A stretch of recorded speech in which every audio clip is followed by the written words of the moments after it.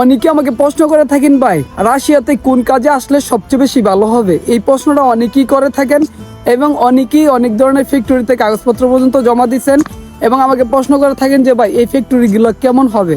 তো সেই বিষয়টা নিয়ে আজকের এই ভিডিওতে কথা বলবো। যারা বিশেষ করে রাশিয়াতে আসতে যাচ্ছেন অবশ্যই এই ভিডিওটা দেখবেন এবং এই ভিডিও থেকে আপনি মোটামুটি অনেক কিছু জানতে পারবেন এবং কোন বিষয় আপনার জন্য ভালো হবে আমি আপনাকে একটা বেসিক ধারণা দিব। ওইটার উপর ডিপেন্ড করে কিন্তু আপনি চাইলে যে কোনো কাজে রাশিয়াতে আসতে পারবেন।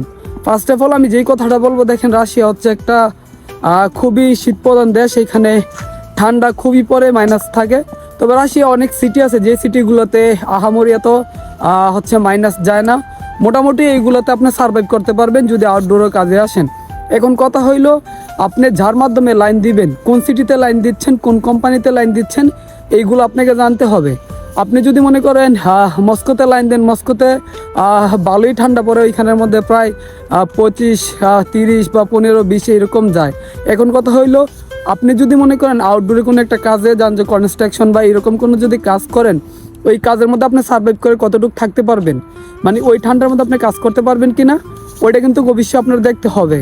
এখন কথা হইলো আরও অন্যান্য সিটি আছে, বিশেষ করে আমি যে সিটিতে থাকি এই সিটিতে অত বেশি ঠান্ডা পড়ে না, আহামরি সার্ভাইভ করা যায়। তো আপনি সিটি বেঁধে আপনার কাজ করতে হবে।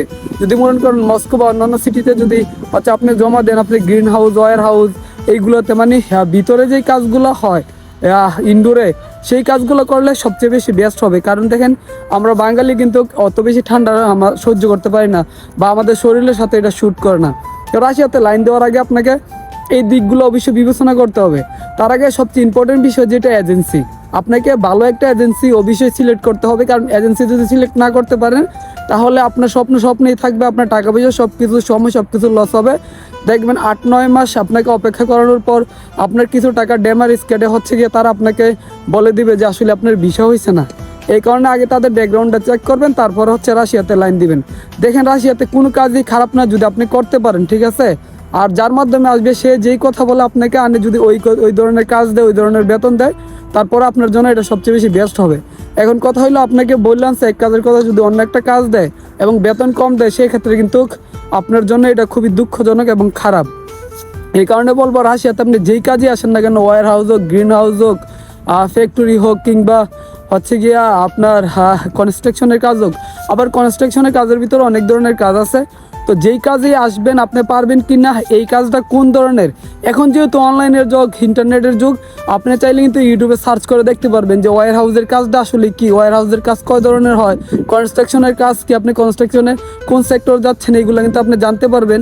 এবং আপনি যে বিষয়ে লাইন দিবেন আগে ওই বিষয়ে আপনি খুব ভালোভাবে ধারণা নেবেন। যদি ধারণা না নিয়ে এই যে ওয়ার হাউস কইছে একটা ইয়ের ভিতরে কাজ হয়েছে এরকম যাই না, কিন্তু আসলে আপনার জন্য এটা মুসিবত হবে। এই কারণে সম্পূর্ণ বিষয়টা জানবেন। তারপরে যদি রাশিয়া নিয়ে আপনার কোনো প্রশ্ন থাকে অবশ্যই কমেন্ট বক্সের মধ্যে জানাবেন। ভালো থাকবেন, সুস্থ থাকবেন, সবাইকে ধন্যবাদ।